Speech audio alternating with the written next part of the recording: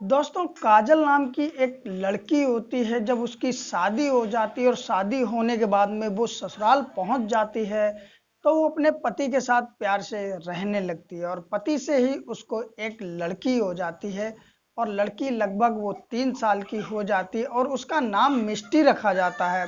अब मिष्टी जब 3 साल की हो जाती है और इधर वो जो काजल होती है उसका अफेयर किसी और लड़के के साथ चलने लगता है। जब अब अफेयर उसका चल ही रहा होता है और इधर उसके पति को कुछ भी मालूम होता नहीं है। जो मिष्टी होती वो 3 साल की थी।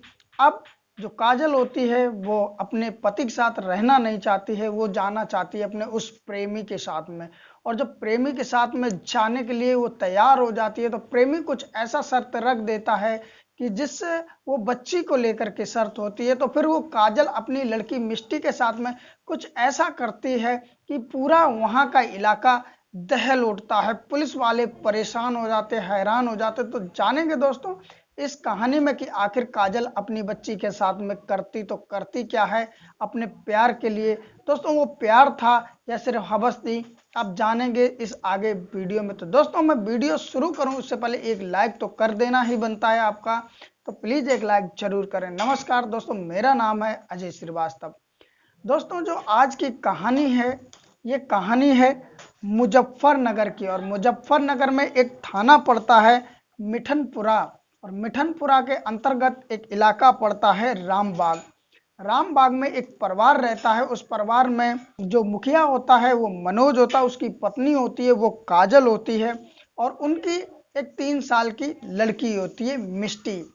इनका आराम से गुजारा हो रहा था, रह रहे थे परिवार वालों के साथ में, कोई दिक्कत नहीं थी, प्यार बना हुआ था, सब सही चल रहा था। कि अचानक एक दिन सुबह ही सुबह जो मनोज होता है उसका जो घर होता है उसके बगल वाले प्लाट में एक बड़ा सा बैग मिलता है, और उस पे ये समझो कि एक मतलब कुत्ते से लगे पड़े होते हैं आसपास उस बैग के।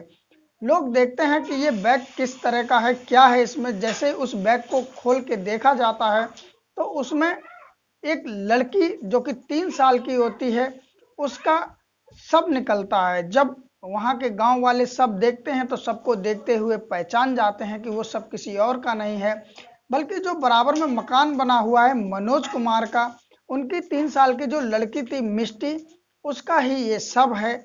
लेकिन अब गांव वाले अचंभित हो गए कि आखिरकार इस लड़की को इस तरह मार करके और बैग में भर करके किसने फेंक दिया।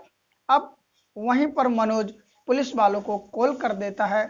जो पुलिस वाले होते हैं वो पहुंच जाते हैं मनोज के घर पर, उस बैग को लेते हैं, उस लड़की का जो शव होता है उसको लेते हैं, और वो देखते हैं तो गले पे कटने का निशान होता, किसी ने तेजदार हथियार से गला रेत दिया जिससे उसकी मौत हो गई।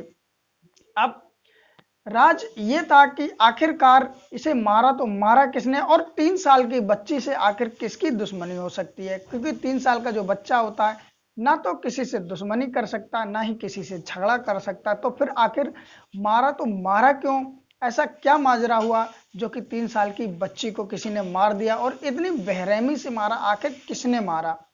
अब पुलिस वाले जो होते हैं मनोज से पूछा ताची करते हैं कि तुम्हारी किसी से रंजिश हो, इसलिए शायद किसी ने तुम्हारे रंजिश के चक्कर में तुम्हारी लड़की को मार दिया हो। तो मनोज बताता है कि ऐसा तो कुछ होता नहीं है हमारे साथ, हम अपने सुबह काम पे जाते, शाम को काम से घर पे आ जाते, किसी के साथ कोई झगड़ा नहीं है, मोहल्ले में मनोज का अच्छा व्यवहार भी है। अब मनोज की जो पत्नी काजल होती है उससे भी पूछा जाता, वो भी यही सब कह देती कि हमारे किसी से झगड़ा नहीं है। लेकिन अब पुलिस वालों के सामने ये चैलेंज बन गया था, आखिर मिष्टी की हत्या किसने की है, आखिर क्यों की है। अब पुलिस वाले फिलहाल उस सब को लेकर के पोस्टमार्टम के लिए भेज देते हैं और साथ ही अपनी जो जांच पड़ताल है वो जारी रखते हैं। अब पुलिस वाले एक टीम गठित करते हैं और उसके बाद में वो चाहते हैं दोबारा से मनोज के घर में पूछा बताई करने के लिए। अब मनोज के घर में जैसे ही वो पुलिस वाले पहुंचते हैं तो मनोज से पूछा बताई करते हैं, और मिष्टी की मां काजल को भी बुलाया जाता, लेकिन काजल घर पे होती नहीं है। अब पुलिस वालों को कुछ डाउट होता है तो वो घर की तलाशी लेते हैं। तो जो काजल का रूम था उस रूम में खून के छींटे दिख जाते हैं पुलिस वालों को। जब पुलिस वालों को खून के छींटे दिखते हैं तो अब कहीं ना कहीं पूरा डाउट ही काजल के ऊपर चला जाता है। अब एक तो काजल घर से फरार थी, जो उससे पूछा जाए तो पूछा कैसे जाए।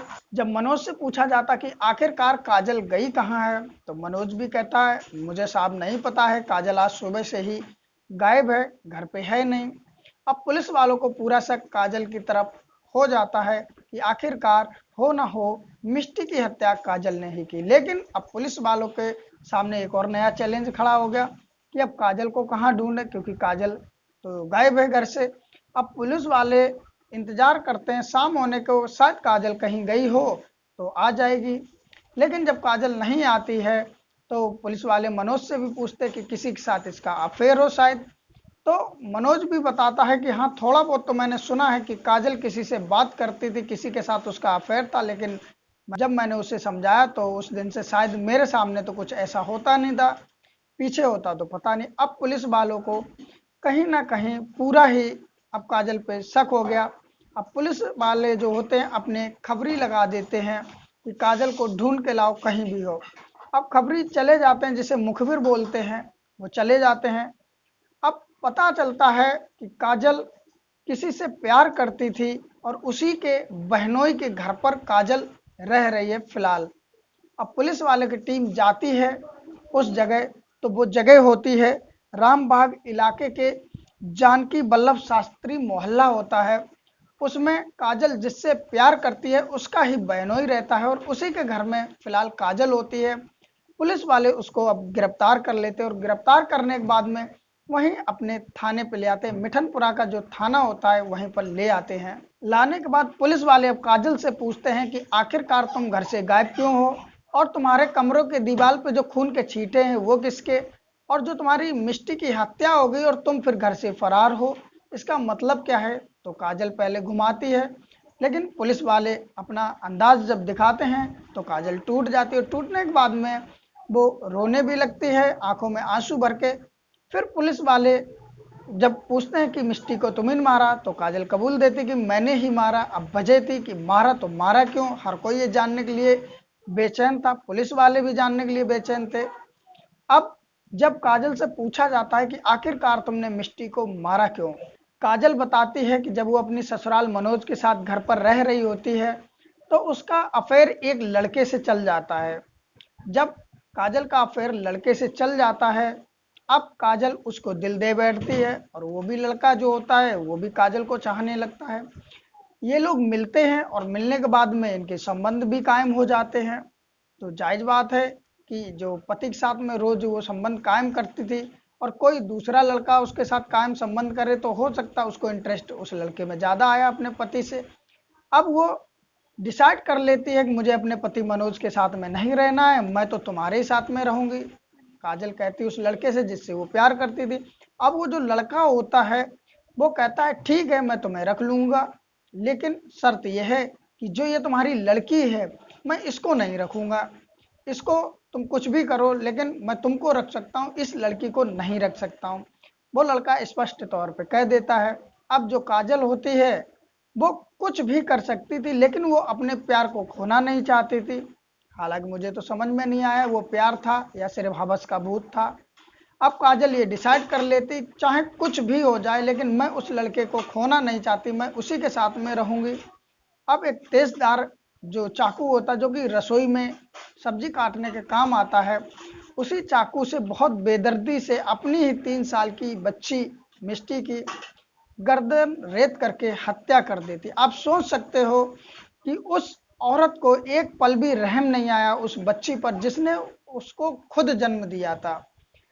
अब वो अपने प्यार के लिए उसका गला रेत करके हत्या कर देती है। हत्या करने के बाद में उसके घर पर एक रेड कलर का सूटकेस रखा होता, बड़ा बैग रखा होता है, उसी में उसको भर करके पड़ोस वाले प्लाट में फेंक देती है। अब जैसे ही सुबह होती है अगले दिन वैसे ही पता चल जाता है लोगों को, पुलिस आ जाती तो डर से भाग जाती, उस लड़के के पास पहुंचती और वो लड़का अपने बहनोई के यहाँ पर काजल को भेज देता रहने के लिए कि कुछ दिन वहीं रुको। तो इस तरह पुलिस वाले जो होते हैं मिष्टी की कहानी सुलझाते और उसके कातिल उसकी ही माँ को पकड़ लेते हैं और पकड़ने के बाद में उसको सलाखों के पीछे डाल देते हैं और हर कोई ऐसी माँ की ममता पर थूकता है, क्योंकि जो एक हवस के चक्कर में अपनी ही बेटी का उसने हत्या कर दी। दोस्तों, आप लोगों की क्या राय है? प्लीज़ आप लोग अपनी राय ज़रूर दें। हमें आपकी राय का बेसब्री से इंतज़ार रहेगा। और दोस्तों, अगर थोड़ी भी कहानी अच्छी लगी हो तो मेरे लिए एक लाइक ज़रूर कर दें। और दोस्तों, ऐसी कहानी सच्ची आप सुनना चाहते हो तो प्लीज़ चैनल को सब्सक्राइब भी कर लें और उसमें घंटी आएगी उसे ऑल पे कर दें, जो कि ये बिल्कुल फ्री है। दोस्तों, अब आप लोगों की मर्जी है, अगर कहानी देखना तो ज़रूर सब्सक्राइब करो और मुझे भी सपोर्ट मिलती है। लाइक ज़रूर कर दें दोस्तों, उससे मेरा हौसला बढ़ता है। फिर मिलते हैं किसी कहानी में, नई सच्ची घटना में। तब तक के लिए नमस्कार, अपना ख्याल रखिए।